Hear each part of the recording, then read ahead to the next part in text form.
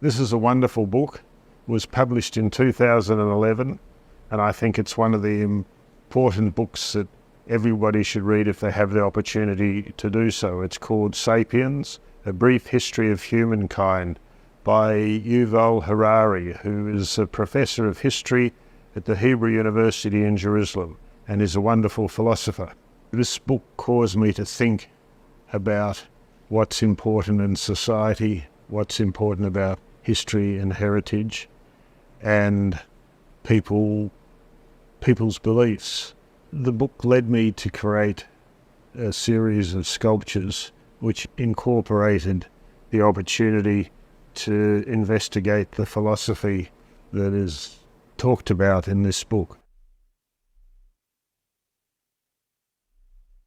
The plaque is quoting the words of Yuval Harari that are in the book, and I'd like to read that to you. An imagined reality is something that everyone believes in, and as long as this communal belief persists, the imagined reality exerts force in the world. Any large-scale human cooperation, whether a modern state, a medieval church, an ancient city, or an archaic tribe, is rooted in common myths that exist in people's collective imagination. There are no gods in the universe, no nations, no money, no human rights, no laws, and no justice outside the common imagination of human beings. The recent thoughts of this author, I think, are very important. His thought is that AI threatens the survival of human society and of human civilization. It has great abilities to manipulate and generate language, whether with words, sounds, or images. So this will affect human civilization. If we think about it, language is the stuff almost all human culture is made of. Human rights are cultural artifacts. We created these by telling stories, writing laws. Gods aren't physical realities. Rather, they are cultural artifacts we created by inventing myths and writing scriptures. Money too is a cultural artifact. If you think about it, banknotes are just colourful pieces of paper. They have no intrinsic value. 90% of money isn't even in banknotes. What gives money value is the stories that bankers, financiers, finance ministers, and people who have cryptocurrency have invented.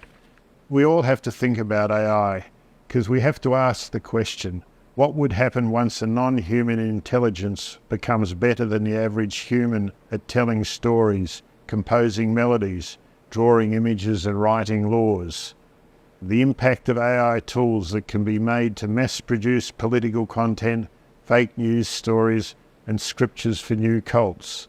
That's why I think this is an important book and why I think it's important philosophy. The difficulty for me when I'm trying to create a form is not the idea.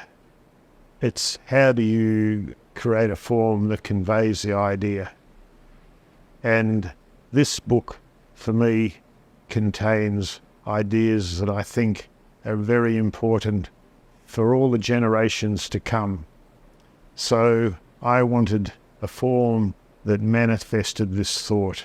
We're all caretakers. We're only here for a moment, and we're caretaking for the next generation, children and grandchildren.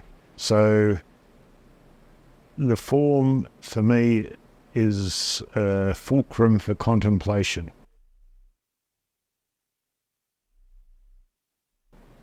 Well, the title, I believe, is probably a question for everybody. What do we believe in, and how have our beliefs evolved, and how they're going to be affected in the future?